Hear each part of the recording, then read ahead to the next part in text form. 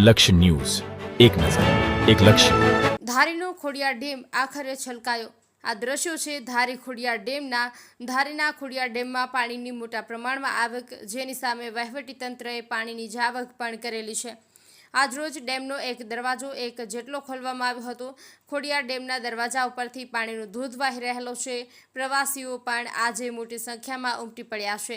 આ એક આહલાદક નજારો ધારીના ખોડિયાર ડેમ ખાતેનો છે, જે હજુ પણ હવામાન વિભાગે કરેલી આગાહીઓ અનુસાર વરસાદ પડશે તો ખોડિયાર ડેમની અંદર પાણીની વિપુલ આવક થશે, જેની સામે વધુ દરવાજાઓ ખોલવામાં આવશે.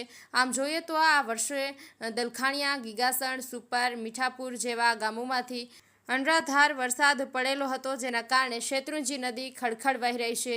ધારીનો ખોડિયાર ડેમ છલકાય એવી આશાઓ લાંબા સમયથી લોકો સેવી રહ્યા હતા, ત્યારે આજે ધારીનો ખોડિયાર ડેમ છલકાતા લોકોમાં ખુશી વ્યાપી ગઈ છે. ટીનુભાઈ લલિયા, અમરેલી.